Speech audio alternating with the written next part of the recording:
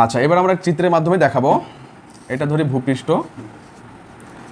এই ভূপৃষ্ঠ থেকে 18 কিলোমিটার পর্যন্ত যে স্তর, সেটার নাম হচ্ছে ট্রপোমণ্ডল বা ট্রপোস্ফিয়ার। এই ট্রপোস্ফিয়ারের আরেকটা নাম কি বলেছিলাম? আবহাওয়া মণ্ডল, তাই না? এখানে আবহাওয়ার সকল উপাদান, বৃষ্টিপাত, বায়ুচাপ, তাপমাত্রা সবগুলোই সহনীয় পর্যায়ে থাকে। এই জন্য এটা আবহাওয়া মণ্ডল নামে পরিচিত এবং এটা জীবমণ্ডলের জন্য সবচেয়ে গুরুত্বপূর্ণ।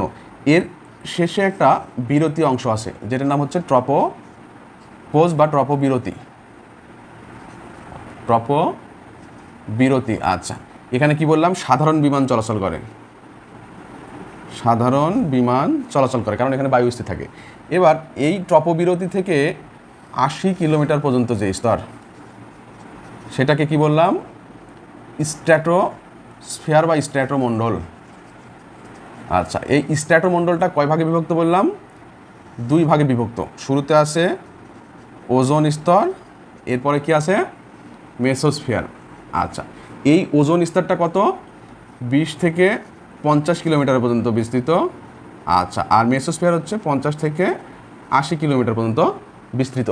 ট্রপোস্ফিয়ারের শুরুতে তাপমাত্রা হ্রাস পায় কত? প্রতি কিলোমিটারে 6.4 ডিগ্রি সেলসিয়াস। আচ্ছা, এই মেসোস্ফিয়ারে তাপমাত্রা হ্রাস না পেয়ে বরং কী হয়? তাপমাত্রা বাড়ে, অর্থাৎ স্ট্র্যাটোস্ফিয়ারে তাপমাত্রা বাড়ে। আচ্ছা, এই ওজোন স্তর কী করে? সূর্য থেকে আগত অতিবেগুনি রশ্মি শোষণ করে জীবমণ্ডলকে রক্ষা করে। মেসোস্ফিয়ারের শেষে একটা অংশ আছে যেটাকে মেসোপোজ বলে।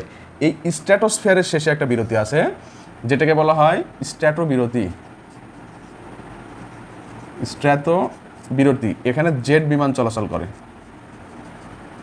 জেট বিমান চলাচল করে। আচ্ছা, এই 80 কিলোমিটারের পরে তাপমাত্রা এই স্ট্র্যাটোমণ্ডলের তাপমাত্রা ওজোন স্ফিয়ারে বাড়া শুরু করে, কিন্তু মেসোস্ফিয়ারের তাপমাত্রা সবসাথে কমে যায় এবং এটা হচ্ছে সবসাথে শীতলতম স্তর। দ্বিতীয় বিষয়টা হচ্ছে এখানে উল্কাপিণ্ড যে আসে সেগুলো কি হয়? নিঃশেষ হয়ে যায়। এখানে আলট্রাভায়োলেট ওজোন স্তর কী করে? অতিবেগুনি রশ্মি থেকে রক্ষা করে, আর মেসোস্ফিয়ার উল্কাপিণ্ড যেগুলো আসে সেগুলো ওখানে ধ্বংস হয়ে যায়। এরপরে স্ট্র্যাটোবিরতির পরে তাপমাত্রা অস্বাভাবিক হারে বাড়তে থাকে, সেটা প্রায় 640 কিলোমিটার পর্যন্ত, যেটাকে বলা হয় থার্মোস্ফিয়ার বা তাপমণ্ডল। এই তাপমণ্ডলে ধনাত্মক ঋণাত্মক আধানের সৃষ্টি হয়, এই জন্য এটাকে বলা হয় আয়োনোস্ফিয়ার। এই আয়োনোস্ফিয়ারে কী হয়?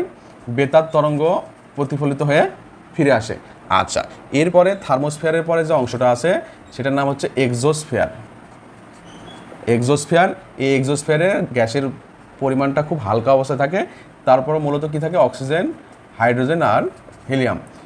এরপরে যেটা আছে সেটা হচ্ছে ম্যাগনেটোস্ফিয়ার। আচ্ছা, এই স্তরটা মূলত চৌম্বকত্ব হয়ে যায়।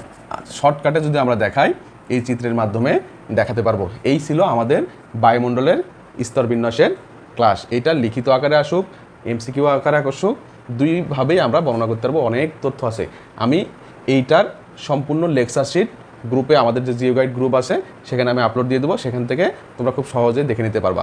সকলকে ধন্যবাদ। আসসালামু আলাইকুম।